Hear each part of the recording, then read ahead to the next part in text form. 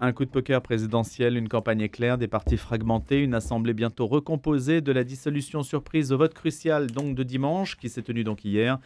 Eh bien, c'est un peu le récit d'une tempête politique qu'on va vous narrer aujourd'hui avec Stéphane Rosès, qui est avec nous, ancien directeur général de l'Institut CSA, président de la société de conseil CAP, qui a publié notamment Chaos, essai sur les imaginaires des peuples. Bonjour Stéphane Rosès. Bonjour Louis Dauphren. Et donc merci d'être de nouveau avec nous après le premier tour, le second tour. Alors vous êtes surpris ce matin ? Disons qu'il y a une ampleur de la réussite du Front républicain qui est réelle, impressionnante et qui peut donner le sentiment aux Français qu'il y aurait deux types de résultats, ceux que l'on a commentés ensemble au lendemain du premier tour et ceux aujourd'hui. En un mot, lors du premier tour, nous avons eu la photographie la plus précise possible des rapports de force politique dans le pays.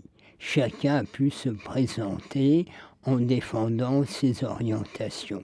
Nous avions constaté une progression impressionnante du RN qui, si la dynamique se poursuivait, permettait au RN d'envisager une majorité relative, voire peut-être absolue. Qu'est-ce qui s'est passé entre les deux tours ? Il s'est passé la constitution d'un front dit républicain. Il y avait 3 blocs le soir du premier tour. Là, 2 blocs ensemble, ancienne majorité présidentielle et le nouveau Front populaire, qui se retire dans la majorité des triangulaires et demande les reports de voix. Ce report a bien, au fond, fonctionné. C'est-à-dire que les électeurs, en fait, suivent bien les consignes de vote. Si vous voulez, au premier tour, on dit toujours avec le mode de scrutin majoritaire à 2 tours, au premier tour on choisit, au second on élimine. D'habitude on élimine ou on se détermine pour ou contre la majorité sortante.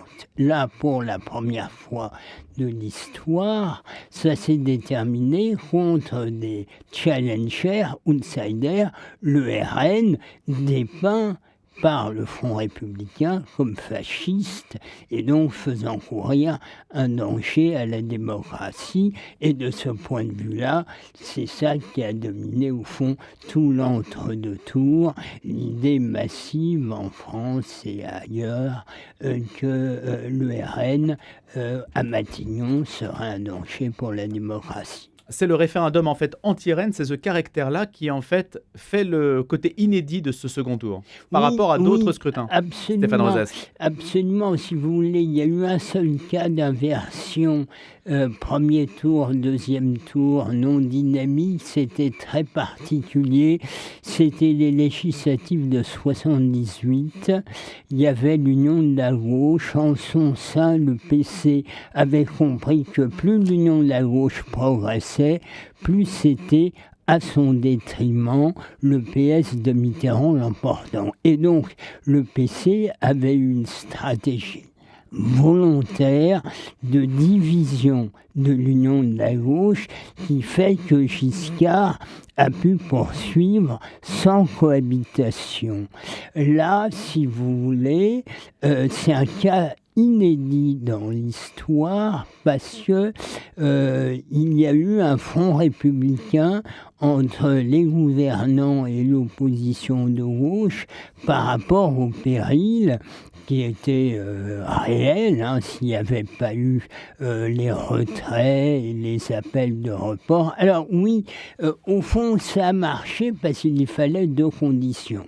D'abord, le retrait de tous les candidats pouvant favoriser le RN arrivé en 3e position, ça a bien marché. Et puis les conduites des électorats. Les reports ont été bien meilleurs de la gauche vers l'ex-majorité présidentielle. Ensemble. Ils ont été moins bons de Ensemble vers la gauche. 30% environ des électeurs Ensemble de premier tour ne se sont pas reportés sur la gauche. Mais globalement, ça a marché. Vous savez, beaucoup ont été élus à quelques pourcents près.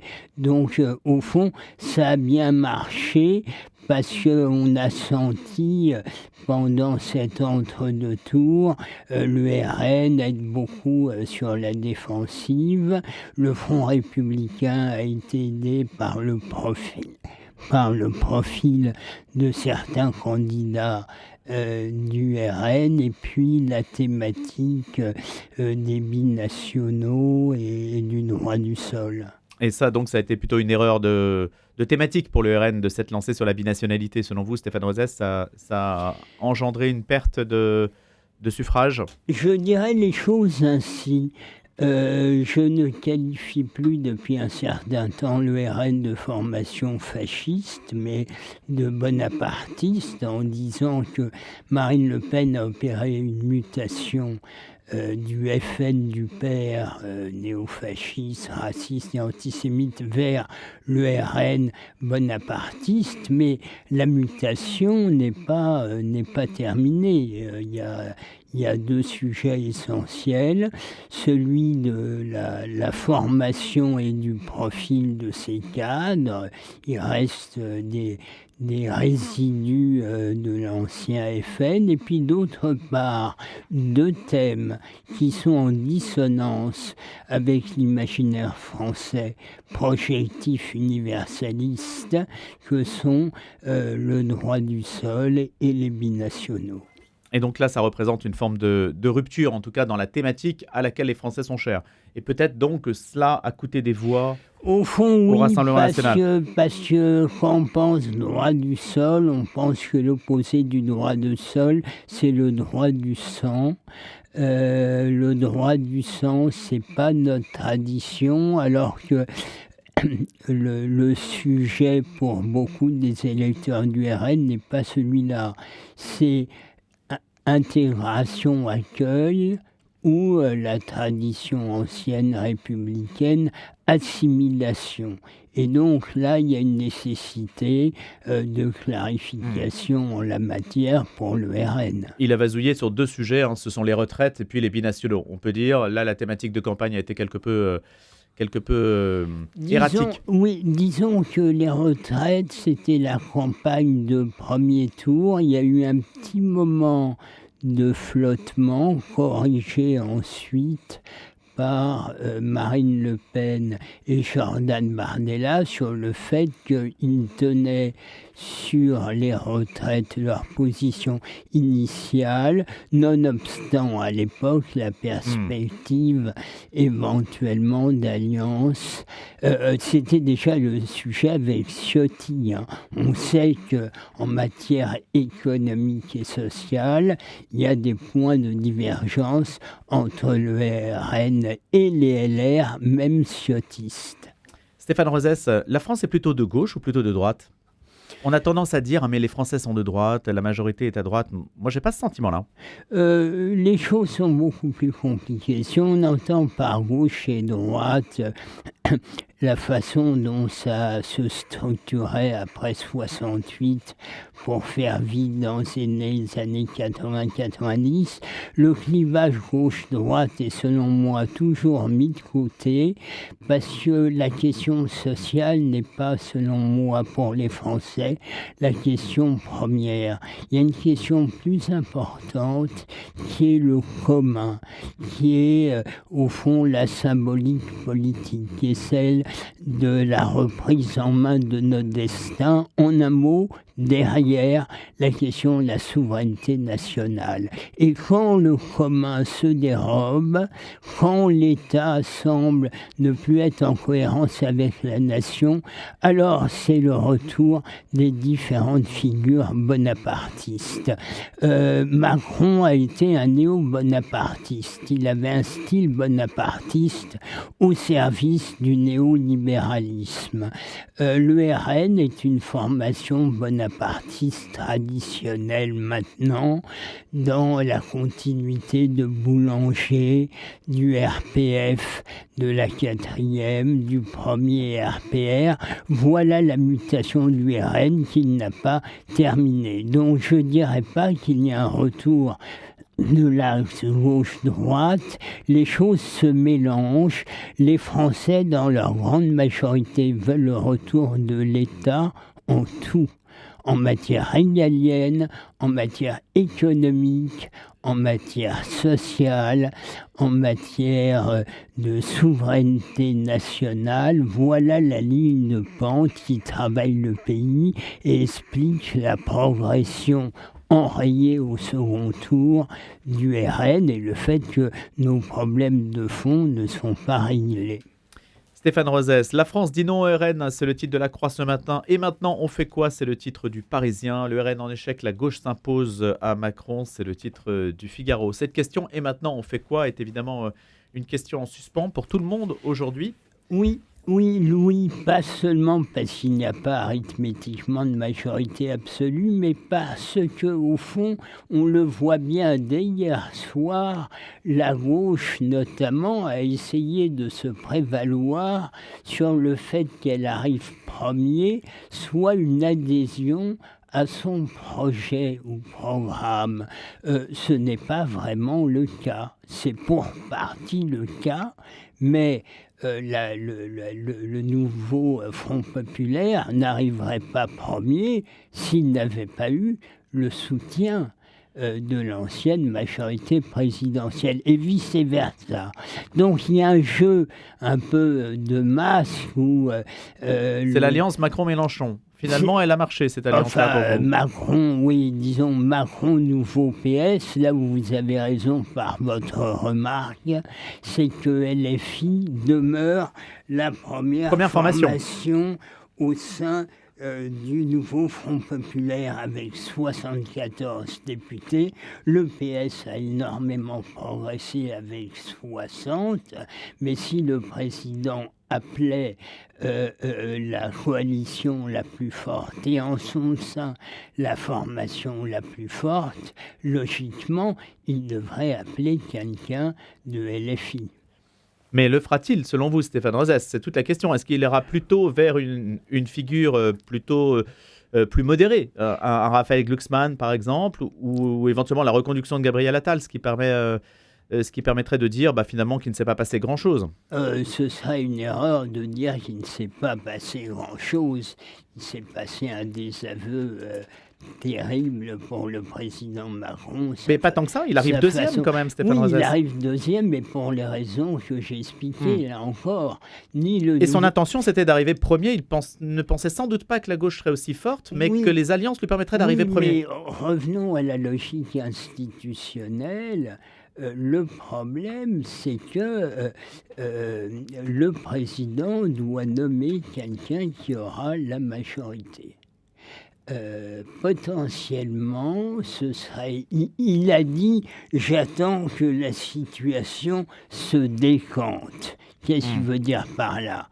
Il attend sans doute que le front de gauche, le nouveau Front populaire se divise entre LFI d'un côté, le PS, les écologistes par ailleurs, sur quelle attitude, si on nous propose Matignon.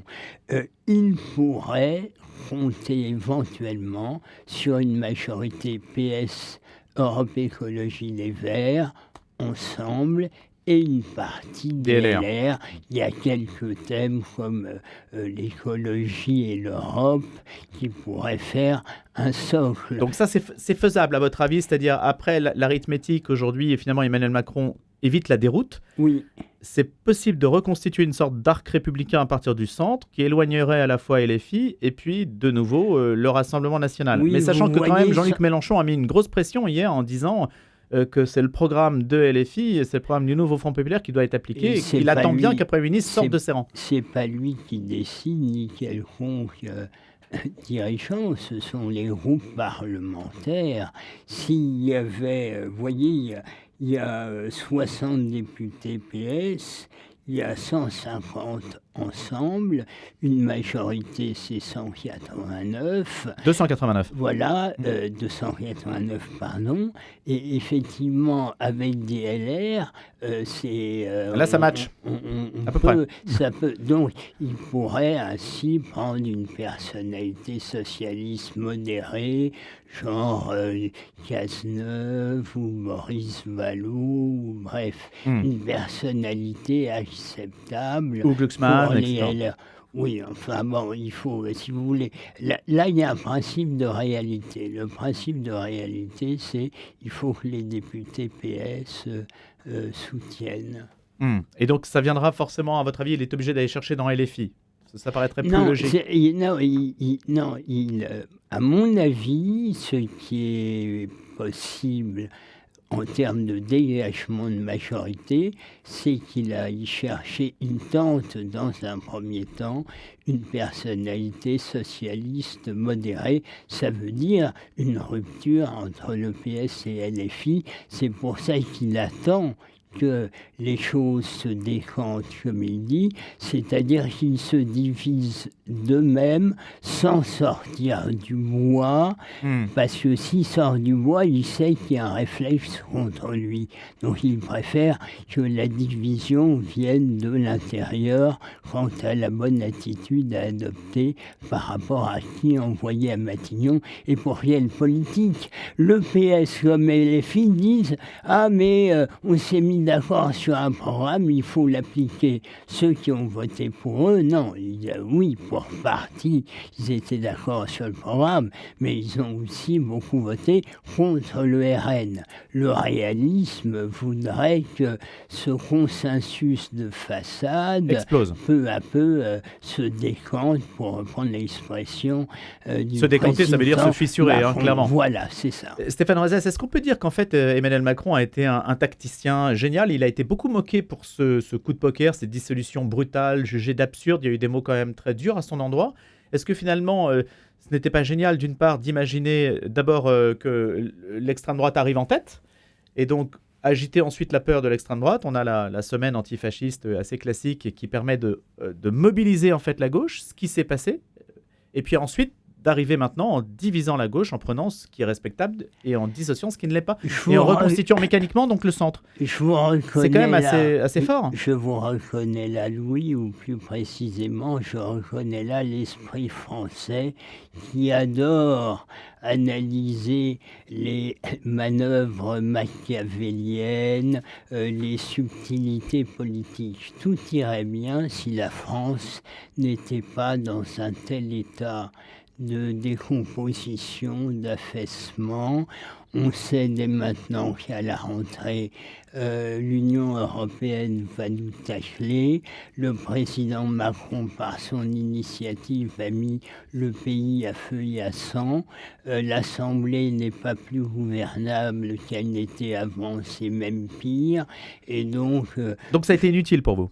Ça a été non seulement inutile, dangereux, ça a rajouté la peine à la peine, ça ouvre une grande période d'incertitude, ça ouvre beaucoup de frustration aujourd'hui pour un tiers de l'électorat, gros tiers, qui se sent privé de sa victoire, et ça va créer des frustrations demain.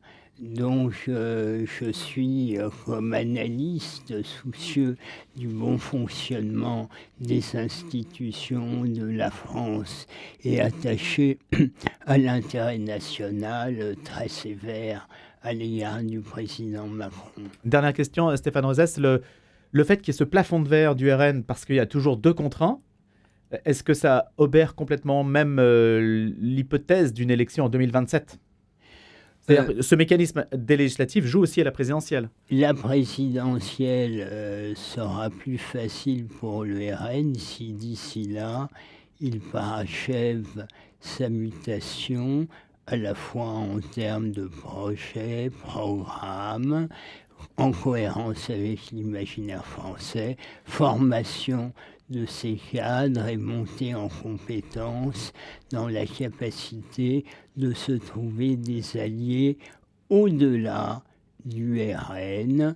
Il faut que Marine Le Pen sorte de la culture. C'était son seul point en commun avec son père, de l'idée que c'était à eux, aux autres, de venir au RN, alors qu'il faut aussi montrer des signes de capacité d'ouverture avant même la connaissance des ministres qui pourraient composer un gouvernement sous l'égide d'une présidence RN. Merci beaucoup Stéphane Rosès pour vos analyses. Merci Louis. Je rappelle que vous êtes politologue, ancien directeur général de l'Institut CSA, président de la société de conseil CAP, KO Essai sur les imaginaires des peuples. Si vous voulez vous reporter justement à la réflexion de Stéphane Rosès sur les imaginaires qui ne concernent pas que les imaginaires français, l'imaginaire français, mais aussi l'imaginaire des peuples ainsi que je l'ai dit. Merci Stéphane.